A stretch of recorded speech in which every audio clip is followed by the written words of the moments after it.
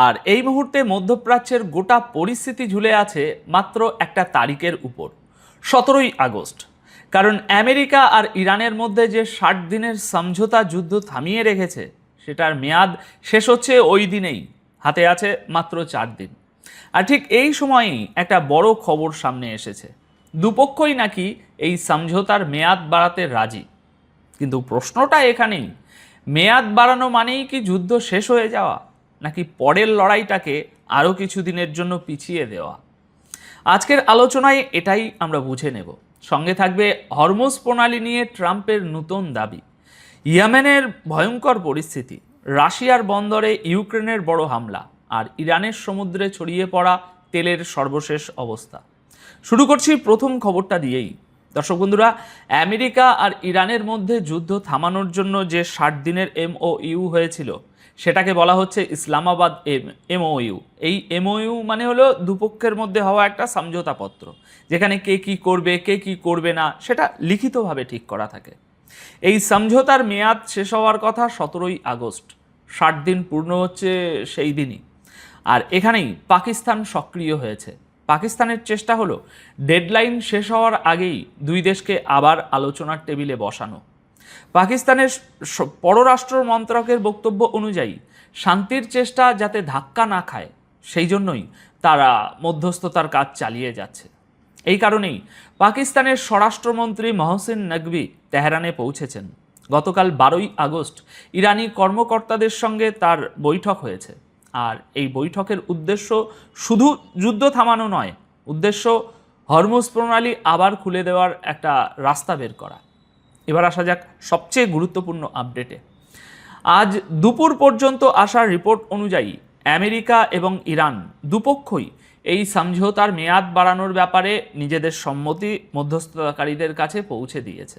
অর্থাৎ যুদ্ধবিরতি আরও একটা ধারা পেতে পারে, আরও কিছুটা সময় পাওয়া যেতে পারে। এখন দুপক্ষের মধ্যে আলোচনা চলছে মেয়াদ কতদিনের হবে আর শর্তগুলো কি হবে।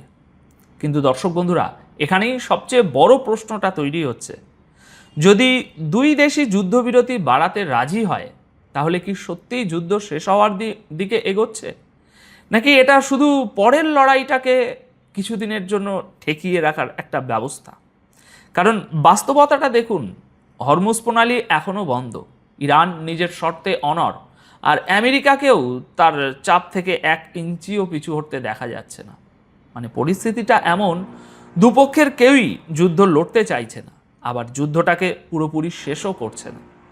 আসলে দুজনেই একে অপরকে মেপে দেখছে, নিজের শর্ত মানিয়ে নিতে চাইছে। এই কারণেই আগামী কয়েকটা দিন অত্যন্ত গুরুত্বপূর্ণ। কারণ MOU যদি নতুন করে বাড়ে তাহলে সেটা শুধু একটা তারিখ হবে না, সেটাই ঠিক করে দিতে পারে আমেরিকা আর ইরান সত্যি আলোচনার দিকে এগোচ্ছে নাকি আবার যুদ্ধের রাস্তা খুলে যাচ্ছে। আচ্ছা, এবার আসা যাক হরমুজ প্রণালী নিয়ে ট্রাম্পের নতুন দাবিতে। আমেরিকার প্রেসিডেন্ট ডোনাল্ড ট্রাম্প আরও একবার দাবি করেছেন হরমুজ প্রণালীর উপর আমেরিকার সম্পূর্ণ নিয়ন্ত্রণ রয়েছে। গতকাল 12ই আগস্ট ট্রুথ সোশ্যালে তিনি লিখেছেন রাতে, এই মুহূর্তে হরমুজের উপর আমেরিকার পুরোপুরি নিয়ন্ত্রণ আছে এবং তার ধারণা আমেরিকার সামনেও এটা ধরে রাখবে। আমেরিকার নৌ অবরোধ অর্থাৎ সমুদ্রপথে যে নাকাবন্দি চলছে সেটাকে তিনি বলেছেন ইস্পাতের দেওয়াল, আর দাবি করেছেন এর বিরুদ্ধে কিছু করার ক্ষমতা ইরানের নেই। মনে রাখবেন, গত কয়েক ঘন্টার মধ্যে এটা তার দ্বিতীয়বারের দাবি। একদিকে ট্রাম্প বলছেন হরমুজের উপর আমেরিকার নিয়ন্ত্রণ সম্পূর্ণ, অন্যদিকে ইরান এখনও বলছে এই পথ খুলবে তার শর্ত পূরণ হওয়ার পরেই, তার আগে নয়। এই দুটো কথা একসঙ্গে মেলে না। আসল প্রশ্ন এটাই, আমেরিকা যদি সত্যি পূর্ণ নিয়ন্ত্রণ নিয়ে থাকে তাহলে ইরান এখনও এই পথ খোলার জন্য শর্ত রাখছে কিভাবে? আর ইরান যদি শর্ত রাখার মতো অবস্থাতেই থাকে তাহলে ট্রাম্প কি বাড়িয়ে বলছেন? এই প্রশ্নের নিশ্চিত উত্তর এখনই দেওয়া কঠিন, কিন্তু প্রশ্নটা মাথায় রাখা জরুরি। এবার চলে যাই ইয়েমেনে, কারণ সেখানকার পরিস্থিতি দ্রুত খারাপের দিকে যাচ্ছে। হুতিদের ক্রমাগত বেড়ে চলা হামলা ইয়েমেনকে আবার গৃহযুদ্ধের দিকে ঠেলে দিচ্ছে, আর গোটা দেশেই অবস্থা আরও বিপজ্জনক হয়ে উঠছে। সবচেয়ে বড় পরিবর্তনটা কোথায় সেটা বুঝুন। হুতিরা এখন আর শুধু লোহিত সাগরে সৌদি আরবের জাহাজকে নিশানা করছে না, তারা স্থলভাগেও ইয়েমেনের স্বীকৃত সরকার এবং তার সরকারি সেনা যে ঘাঁটি তার উপর সামরিক অভিযান বাড়াচ্ছে। আল মোখায় হুতিদের সাম্প্রতিক হামলা নিয়ে রিপোর্টে বলা হয়েছে তারা সৌদি আরবের সামরিক ঘাঁটি, অস্ত্রের ডিপো এবং কমান্ড হেডকোয়ার্টারকে নিশানা করেছে।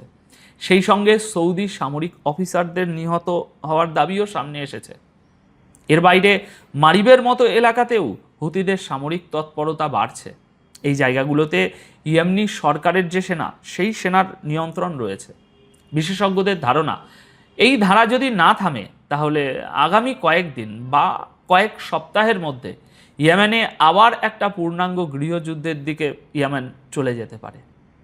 দর্শক বন্ধুরা, এবার একটা অন্য ধরনের খবর। তুরস্ক আর ইরান তাদের 560 কিলোমিটার লম্বা সীমান্তকে আরও বেশি সুরক্ষিত করার প্রস্তুতি নিচ্ছে। এই নিয়ে দুই দেশের কর্মকর্তাদের মধ্যে গুরুত্বপূর্ণ আলোচনা হয়েছে। তুরস্কের আগ্রি প্রদেশে হওয়া এই বৈঠকে কথা হয়েছে সীমান্ত দিয়ে বেআইনি প্রবেশ ঠেকানো, মাদক পাচারের বিরুদ্ধে ব্যবস্থা নেওয়া, শুল্ক বিভাগের সক্ষমতা বাড়ানো এবং গোটা সীমান্ত জুড়ে নিরাপত্তার সমন্বয় আরও মজবুত করা নিয়ে। যুদ্ধের এই আবহে প্রতিবেশী দেশগুলো নিজেদের সীমান্ত নিয়ে কতটা সতর্ক হয়ে উঠছে প্রতিদিন, এই খবরটা তারই একটা ইঙ্গিত। আচ্ছা, এবার আসা যাক মিশরের কথায়। মিশর উপসাগরীয় দেশগুলোকে নিয়ে নিজেদের অবস্থান একেবারে পরিষ্কার করে দিয়েছে। তারা বলেছে উপসাগরের নিরাপত্তা মিশরের নিজের জাতীয় নিরাপত্তারই অংশ। মিশরের পররাষ্ট্রমন্ত্রী বদর আব্দুল আতি জিসিসি অর্থাৎ গালফ কোঅপারেশন কাউন্সিলের সেক্রেটারি জেনারেল জাসেম আল বুদাইরের সঙ্গে বৈঠকে এই কথা বলেছেন। তিনি জানিয়েছেন যে উপসাগরীয় দেশগুলোর নিরাপত্তা, স্থিতিশীলতা এবং তাদের সম্পদ রক্ষার জন্য যেসব পদক্ষেপ নেওয়া হচ্ছে মিশর তার পূর্ণ সমর্থন দেবে। এখানে লক্ষ্য করুন শব্দটা, শুধু পাশে দাঁড়ানো নয়, পূর্ণ সমর্থন।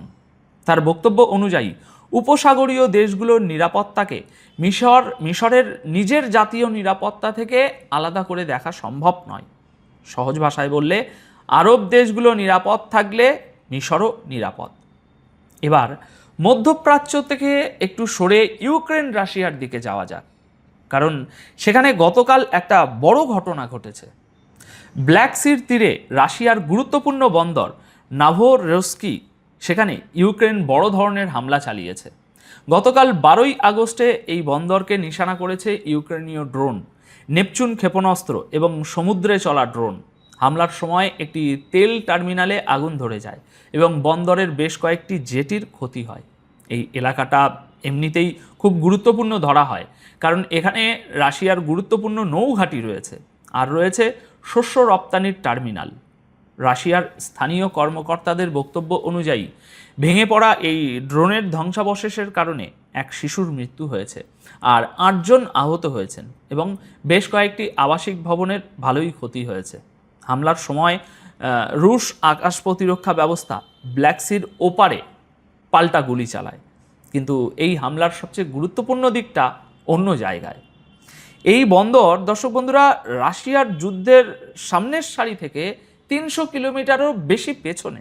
অর্থাৎ ইউক্রেন এখন রাশিয়ার সেই সব গুরুত্বপূর্ণ বন্দর আর জ্বালানি পরিকাঠামো পর্যন্ত হামলা পৌঁছে দেওয়ার চেষ্টা এবং ক্ষমতা দুটোই দেখাচ্ছে, যেগুলোকে যুদ্ধের ময়দান থেকে অনেক দূরে বলে ধরা হতো। এবার শেষ খবরে ফিরি, ইরানে। আর এই খবরটা যুদ্ধের একটা অন্য মুখ দেখায়।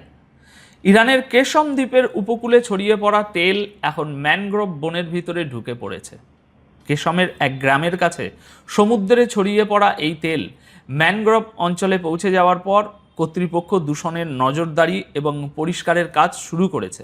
ইরানের দলগুলো ঘটনাস্থলে কাজ করছে, কিন্তু এখন প্রশ্ন হলো এই তেল এলো কোথা থেকে? বলা হচ্ছে যে জাহাজগুলোর উপর হামলা হয়েছিল সেগুলো থেকেই এই তেল ভেসে এসেছে, কিন্তু আনুষ্ঠানিকভাবে এখনও জানা যায়নি যে তেলের আসল উৎস কী। সত্যি এটা জাহাজ থেকেই বেরিয়েছে কিনা সেটা পরিষ্কার হয়নি। ইরানি কর্তৃপক্ষ বলছে যে তারা তদন্ত করছেন তেল কোথা থেকে এসেছে।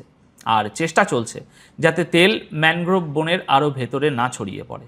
মানে যুদ্ধের প্রভাব এখন আর শুধু মানুষ আর পরিকাঠামোর মধ্যে সীমাবদ্ধ নেই, ইরানের সমুদ্র আর সেখানকার প্রাকৃতিক পরিবেশের উপরেও তার ছাপ পড়তে শুরু করেছে।